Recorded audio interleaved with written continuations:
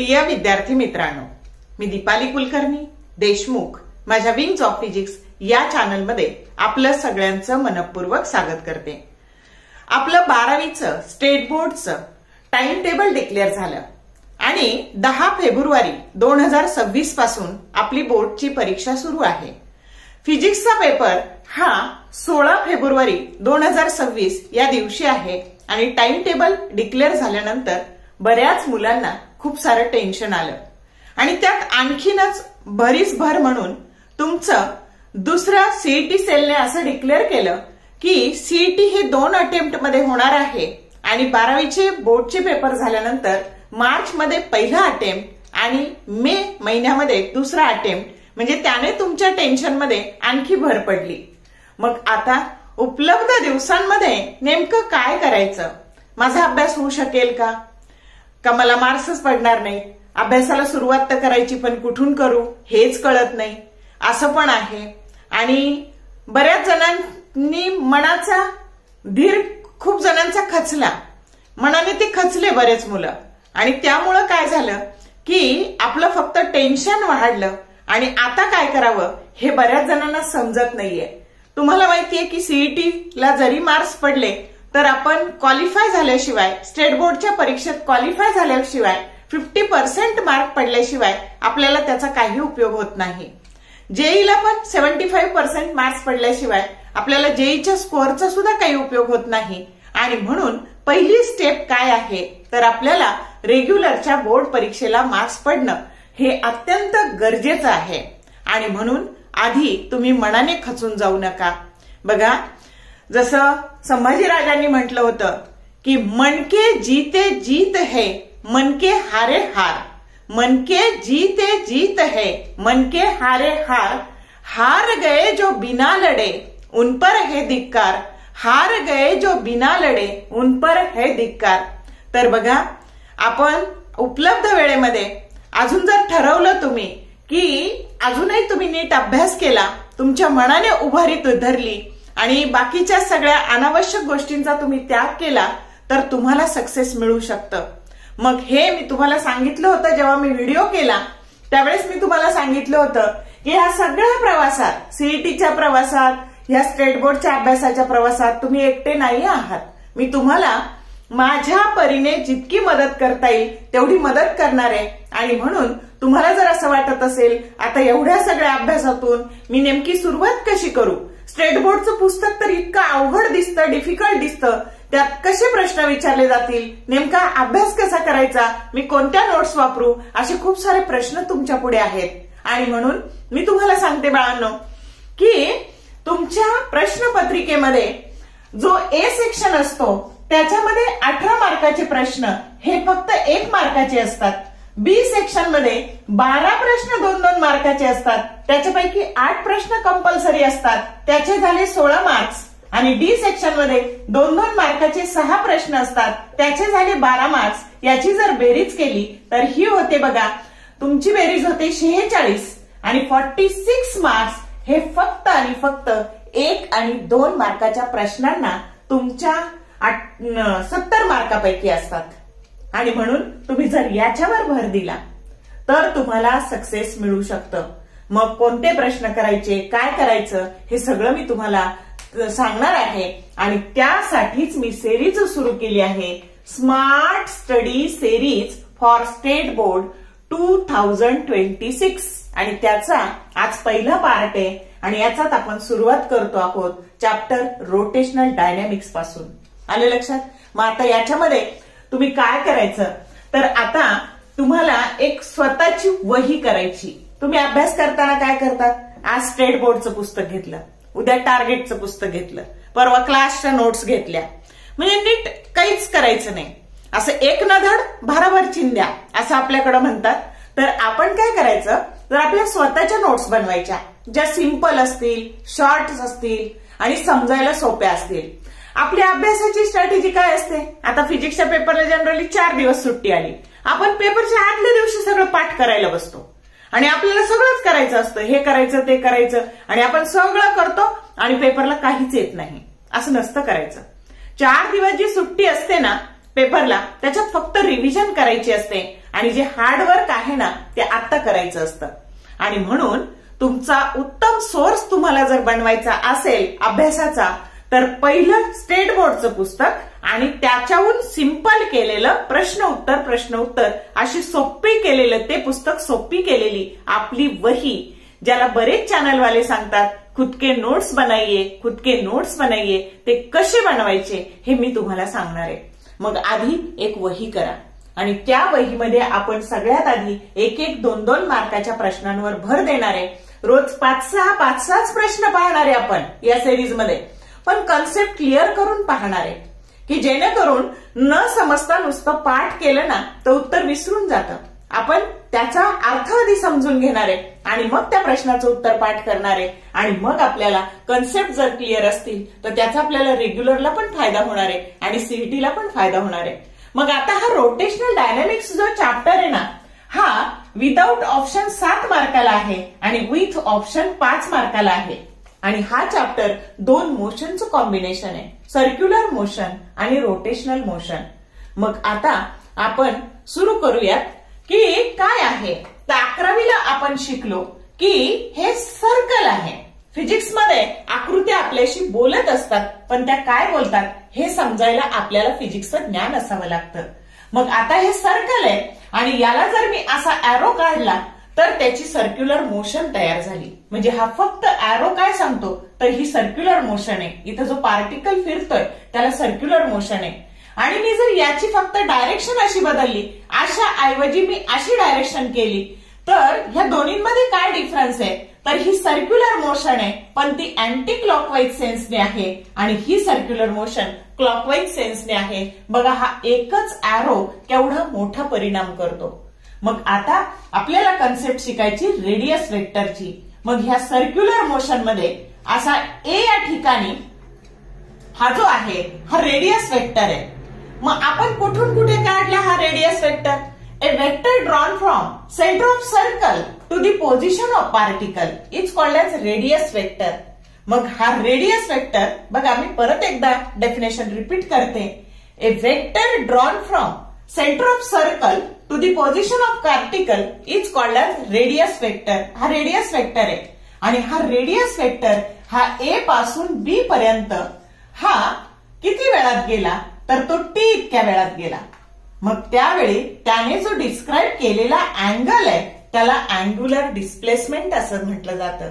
आणि जेव्हा हा पार्टिकल इथं ह्या सर्कम्फरन्सवर, ह्या सर्कलचा हा सर्कम्फरन्स आहे त्याच्यावर असा जेव्हा फिरतो, मग तो इथे आला परत इथे आला, असा जेव्हा फिरतो त्या मोशनला आपण सर्क्युलर मोशन असं म्हणतो. मग सर्क्युलर मोशनची डेफिनेशन काय असते? Definition of a circular motion. Definition of circular motion काय आहे? सर्क्युलर मोशनची definition, a motion of an object. आता मोशन ही दोन्हींनाही असते, सजीवालाही असते, निर्जीवालाही असते. जर समजा तुम्ही तुमची बाईक चालवत घरापासून कॉलेजपर्यंत गेलात तर तुमच्या बाईकला पण मोशन आहे आणि तुम्हाला पण मोशन आहे. तुम्ही लिव्हिंग आहात, बाईक ही नॉन लिव्हिंग आहे, म्हणजे दोन्हींनाही मोशन असते हे मला तुम्हाला सांगायचंय. मग motion of an object along the circumference of a circle is called as a circular motion. जेव्हा तुमचा ऑब्जेक्ट ह्या सर्कलच्या सर्कम्फरन्सवर फिरतो त्या मोशनला आपण म्हणतो circular motion. I repeat, motion of an object along the circumference of a circle is called as circular motion. आणि मग इथं कोण जातंय तर हा रेडियस वेक्टर जातोय. आणि मग ज्या वेळेस हा रेडियस वेक्टर जो डिस्क्राईब दिलेल्या वेळात डिस्क्राईब केलेला जो अँगल आहे त्याला म्हणायचं अँग्युलर डिस्प्लेसमेंट. मग बघा, the angle described by a radius vector in a given time is called as angular displacement.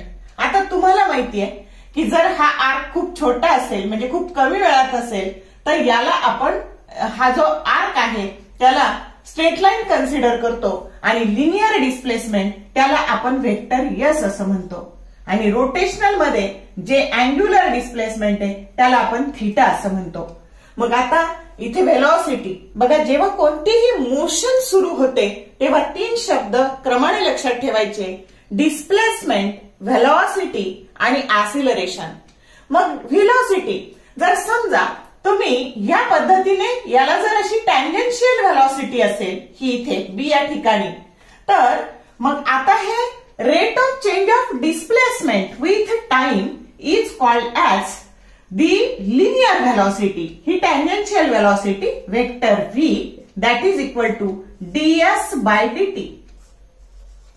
आणि जर तुम्हाला आता रोटेशनल मोशन मध्ये आता काही वेळाने तुमचा पार्टिकल इथं आला, मग हा अँगल चेंज झाला, मग आता हा किती वेळात किती अँगल बदलला त्याला म्हणायचं अँग्युलर व्हेलॉसिटी. मग आता omega that is equal to D theta by dt rate of change of angular displacement with time is called as angular velocity. म्हणजे तुमची सर्क्युलर मोशन त्याच्यामध्ये दोन्ही प्रकारच्या मोशन असतात, लिनियर मोशन पण असते आणि रोटेशनल मोशन पण असते. आता जर व्हेलॉसिटी तयार व्हायची असेल तर डिस्प्लेसमेंटला वेळेबरोबर बदलावं लागतं आणि ऍसिलरेशन तयार व्हायचं असेल तर व्हेलॉसिटीला वेळेबरोबर बदलावं लागतं. आणि हे जर कॉन्स्टंट असेल ना, जर व्हेलॉसिटी कॉन्स्टंट असेल ना तर ऍसिलरेशन 0, डिस्प्लेसमेंट कॉन्स्टंट असेल ना तर व्हेलॉसिटी 0. ही गोष्ट नीट लक्षात ठेवा. आणि आता इथे angular ऍसिलरेशन alpha rate of change of angular velocity with time is called as angular ऍसिलरेशन. आणि अशा पद्धतीने ही अॅनॉलॉजी झाली. आता डिस्प्लेसमेंटचं SI युनिट असतं मीटर लिनियर मोशन मध्ये आणि याचं SI युनिट असतं अँग्युलर डिस्प्लेसमेंटचं SI युनिट असतं रॅडियन. आता व्हेलॉसिटीचं SI युनिट मीटर पर सेकंड, ऍसिलरेशनचं SI युनिट मीटर पर सेकंड स्क्वेअर, त्याच्यानंतर याचं युनिट अँग्युलर व्हेलॉसिटीचं युनिट रॅडियन पर सेकंड आणि अँग्युलर ऍसिलरेशनचं युनिट रॅडियन पर सेकंड स्क्वेअर. या गोष्टी नीट लक्षात ठेवा. आणि हे सगळं या चॅप्टरचं काय आहे तर बेसिक आहे. मग आता बघा इथं पार्टिकल इथं आला तर ही टँजेन्शियल व्हेलॉसिटी असेल, पार्टिकल इथे आला ही टँजेन्शियल व्हेलॉसिटी असेल. तर या पद्धतीने जसा जसा या सर्कम्फरन्सवर तुमचा पार्टिकल फिरणार आहे तशी तशी त्याची लिनियर व्हेलॉसिटी म्हणजेच टँजेन्शियल व्हेलॉसिटी ही चेंज होणार आहे आणि मग तिथं ऍसिलरेशन तयार होणार आहे. मग हे जे ऍसिलरेशन असतं ना तर हे आता ही v असेल तर हे ऍसिलरेशन या डायरेक्शनने असतं आणि ह्या ऍसिलरेशनला हे ऍसिलरेशन a बरोबर बघा हे ऍसिलरेशन वेक्टर a बरोबर -r ओमेगा स्क्वेअर असतं वेक्टर फॉर्म मध्ये. आलं का लक्षात? तर या पद्धतीने हे ऍसिलरेशन झालं तर हे रेडियसवर असतं आणि याला सेंट्रीपेटल हे सेंटर कडे येतं आणि सर्क्युलर मोशन घडण्याकरता ते कारणीभूत ठरतं आणि ह्याच ऍसिलरेशनला म्हणतात लिनियर ऍसिलरेशन और सेंट्रीपेटल ऍसिलरेशन. आलं का लक्षात? तर हे झालं तुमचं लिनियर ऍसिलरेशन, सेंट्रीपेटल ऍसिलरेशन किंवा त्याला रॅडियल ऍसिलरेशन असं सुद्धा म्हणतात.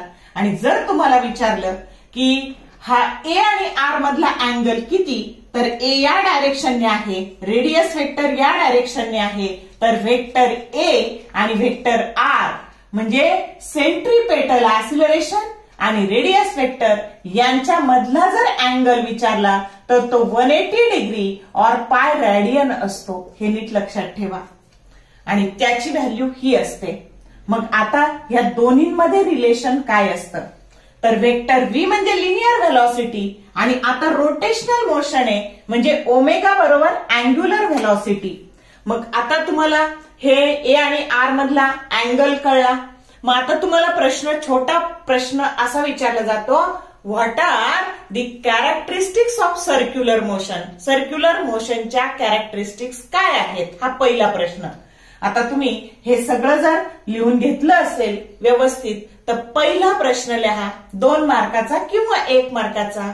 What are the characteristics of circular motion. Circular मोशनच्या कॅरेक्टरिस्टिक्स काय. मग आता दिसतंय का तुम्हाला की इथे व्हेलॉसिटी बदलते. मग व्हेलॉसिटी बदलली वेळेबरोबर की कोण तयार होतं ऍसिलरेशन तयार होतं. आणि म्हणून कॅरेक्टरिस्टिक्स ऑफ सर्क्युलर मोशन पहिली characteristics it is an accelerated motion. लिहा प्रश्न लिहा. What are the characteristics of circular motion तर ही कशी मोशन आहे, तर ही ऍसिलरेटेड मोशन आहे. It is an accelerated motion. It is an accelerated motion. आणि दुसरी कॅरेक्टरिस्टिक्स ही कशी मोशन आहे, तर इट इज पिरियॉडिक मोशन. ही कशी मोशन आहे, पिरियॉडिक मोशन आहे. कळला का पहिला प्रश्न? आतापर्यंत नाही विचारला, पण टेक्स्टबुक बारीक बारीक वाचायचं आणि असे 1 मार्काचे आणि 2 मार्काचे प्रश्न तयार करायचे. मग पहिला प्रश्न, what are the characteristics of circular motion? तर मनाशी 2दा-3दा घोकायचं. It is an accelerated motion and it is a periodic motion. Accelerated motion, periodic motion, accelerated motion, periodic motion, असं मनाशी घोकायचा. अर्थ कळलेला असला पाहिजे की का म्हणायचं त्याला तसं, न समजता पाठ करायचं नाही. तर ह्या पद्धतीने तुमचा पहिला प्रश्न तयार झाला की तुमच्या कॅरेक्टरिस्टिक्स काय, तर सर्क्युलर मोशनच्या कॅरेक्टरिस्टिक्स काय, तर it is accelerated motion and it is a periodic motion. आता दुसरा छोटासा प्रश्न. हे सगळं बेसिक आहे बाळांनो, हे आपल्याला लागणार आहे म्हणून हे सगळं घेतलेलं आहे. तर आता दुसरा प्रश्न की हे व्ही आणि ओमेगा म्हणजे वेक्टर व्ही म्हणजे लिनियर व्हेलॉसिटी आणि वेक्टर ओमेगा याच्यामध्ये रिलेशन काय, तर याच्यावर एमसीक्यू येऊ शकतो. Vector V that is equal to vector omega cross vector R. आता वेक्टर व्ही ही लिनियर व्हेलॉसिटी आहे, त्याच्यानंतर वेक्टर ओमेगा ही अँग्युलर व्हेलॉसिटी आहे आणि हा रेडियस वेक्टर आहे. आलं लक्षात? तर या पद्धतीने तुमचं हे रिलेशन आहे करेक्ट वेक्टर फॉर्म. याच्यामध्ये सिक्वेन्स चुकवायचा नाही, तर हा करेक्ट वेक्टर फॉर्म आहे आणि याचं मॅग्निट्यूड आपल्याला लिहिता येतं व्ही बरोबर ओमेगा आर.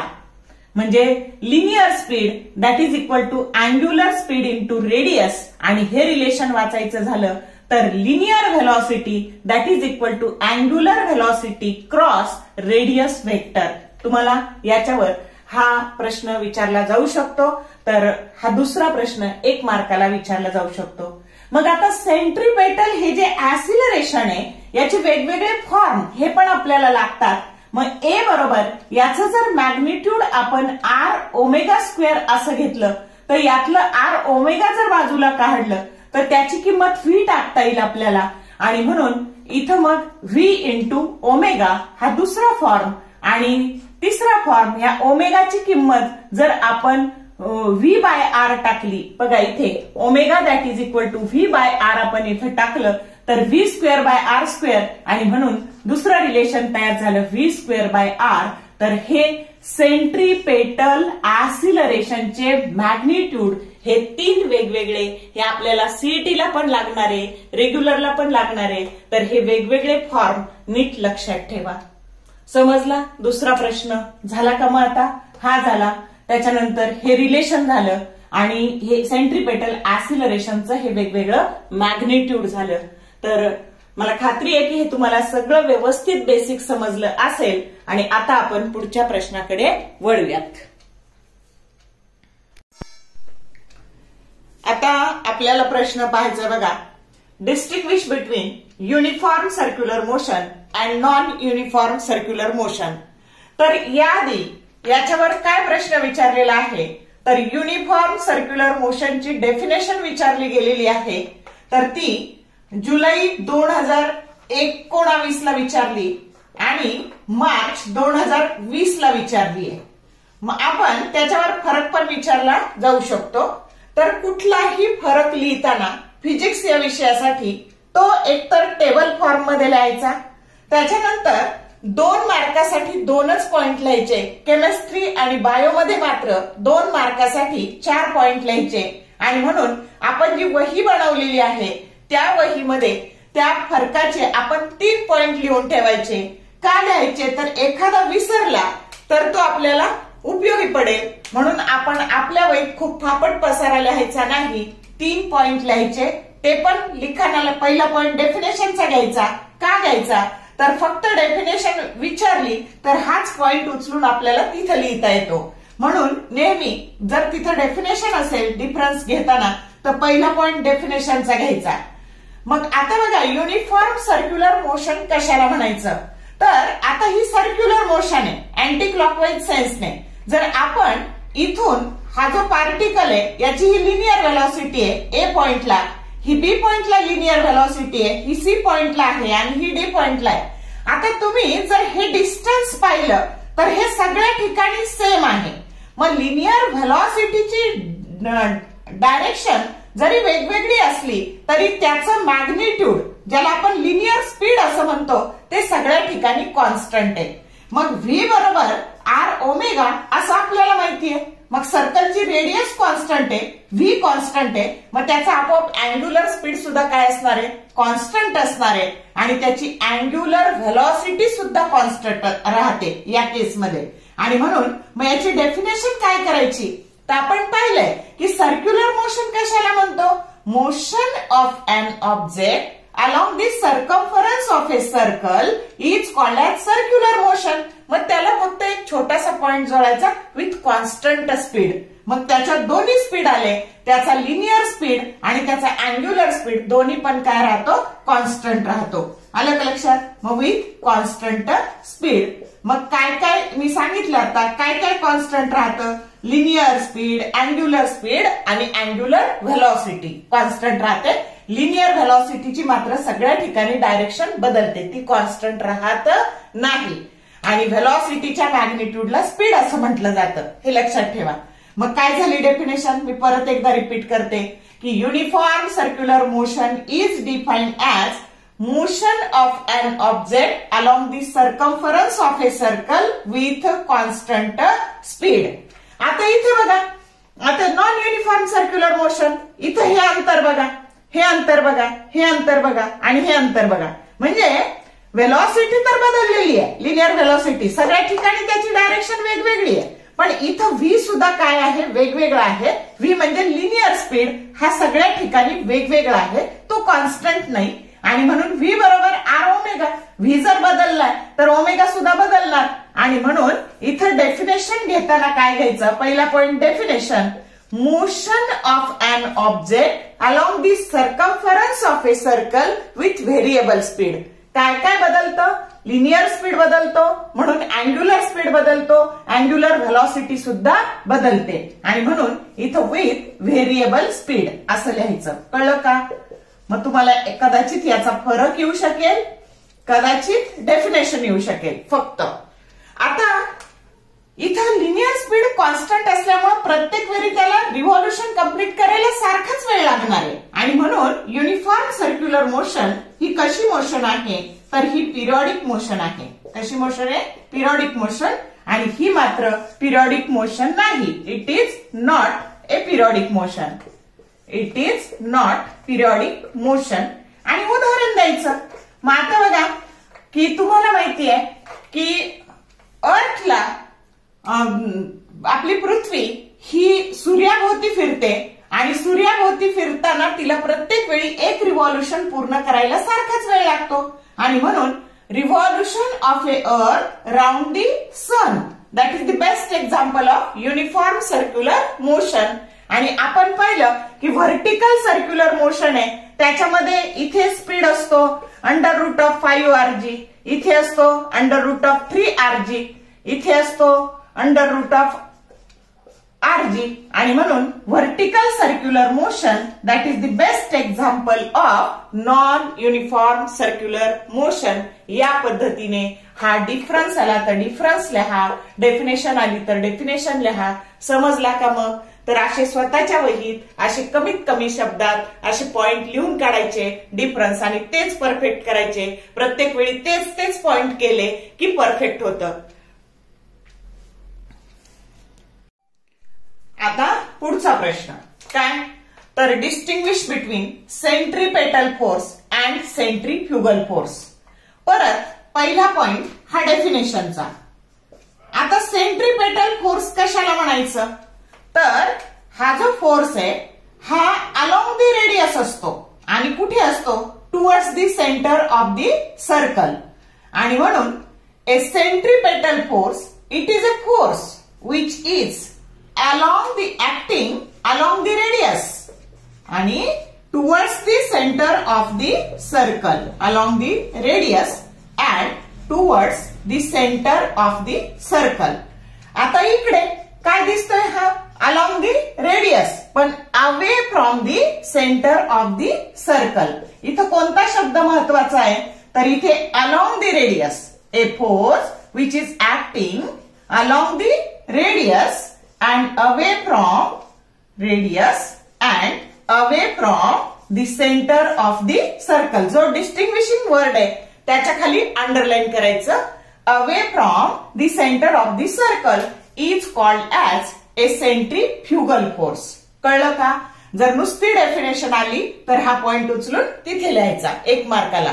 क्वेश्चन 2 मध्ये येऊ शकतं.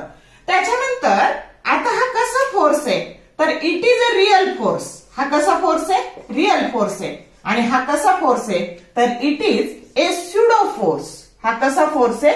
स्युडो फोर्स आहे. परत रिअल आणि स्युडो शब्दाला अंडरलाईन करायचं. आता रिअल फोर्स कुठे असतो? It lies in inertial frame of reference. It lies in inertial frame of reference. It lies in inertial frame of reference and it lies in non inertial frame of reference. हा कुठे असतो? Pseudo force कुठे असतो तर तो non inertial frame of reference मध्ये असतो. Non inertial frame of reference. झाले का? 3 पॉइंट. आपल्याला फक्त 2च लिहायचे आहेत. आणि फार तर याची व्हॅल्यू जर घ्यायची झाली तर आता तुम्हाला माहितीये F that is equal to M A. Force that is equal to mass into acceleration. आता तुम्हाला माहितीये की इकडे येणारं ऍसिलरेशन त्याच्या वेगवेगळ्या किमती पाहिल्या का आपण? मॅग्निट्यूड ए बरोबर आर ओमेगा स्क्वेअर, ए बरोबर व्ही ओमेगा आणि ए बरोबर व्ही स्क्वेअर बाय आर. अशा वेगवेगळ्या व्हॅल्यू पाहिल्या आपण. मग हा केंद्राकडे येतो म्हणून त्याला निगेटिव्ह साईन येणार आहे. आणि हा फोर्स जर घ्यायचा झाला तर या सगळ्याला मायनस साईन येणार आहे. आणि इथं हा जो पार्टिकल फिरतो त्याचं मास जर स्मॉल एम असेल तर हा फोर्स काय झाला तर minus M R omega square और मायनस एम व्ही ओमेगा और minus M V square by R. ह्या झाल्या व्हॅल्यू. आणि इकडं सगळ्या ह्या व्हॅल्यू कशा येतील तर त्या पॉझिटिव्ह येतील कारण हा सेंटर पासून दूर जातो. आणि म्हणून F that is equal to plus M R omega square plus M V omega plus M V square by R. 4 point सांगितले. कोणतेही 3 लिहायचे. समजलं का? तर बघा आपण असे छोटे छोटे प्रश्न बघतो आहोत की जेणेकरून आपल्याला पेपर लिहिणं सोपं जाईल.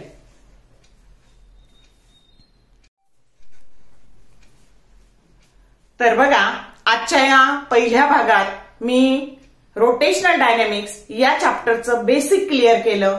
त्याच्यानंतर छोटे छोटे प्रश्न आपण पाहिले. रोज आता व्हिडिओ पडत जातील आणि रोज असे 4-5 छोटे छोटे प्रश्न जरी तुम्ही करत गेलात तर परीक्षेपर्यंत म्हणजे डिसेंबर एंड पर्यंत तुमची छोट्या प्रश्नांची एक रिव्हिजन तयार होईल आणि तुम्हाला अभ्यासाला व्यवस्थित दिशा मिळेल. आणि म्हणून आपण 1 आणि 2 मार्काच्या प्रश्नांवर जास्त भर देऊ. 3 आणि 4 मार्काच्या प्रश्नाचं काय करायचं तर तुम्हाला जर खूप डिफिकल्ट वाटत असेल तर तुम्ही एक फॉर्म्युला शीट बनवा. त्या फिगरची प्रॅक्टिस करा आणि 3 मार्काच्या डेरिव्हेशनसाठी त्याची फिगर आणि त्याचा फॉर्म्युला जर असं केलं तर 3 मार्काच्या प्रश्नाला तुम्हाला 1 ते 1.5 मार्क सहज मिळू शकतो. आपल्या रिकाम्या वेळात फिगरची चांगली प्रॅक्टिस करा आणि त्यामुळे तुमचे 3 मार्काचे आणि 4 मार्काचे प्रश्न जरी सगळेच नाही तरी काही प्रमाणात ते तयार होतील. तर तुमच्या अभ्यासाला दिशा देण्यासाठी मी केलेला हा एक छोटासा प्रयत्न आहे. जर तुम्हाला व्हिडिओ आवडला तर लाईक करा, तुमच्या मित्रमैत्रिणींसोबत शेअर करा, कमेंट टाकायला विसरू नका कारण कमेंट हीच आमची काम करण्याची ऊर्जा असते. त्याच्याने आम्हाला प्रोत्साहन मिळतं नवीन नवीन व्हिडिओ बनवायला. तर कमेंट टाकायला विसरू नका. All the best for your study and thank you for watching this whole video.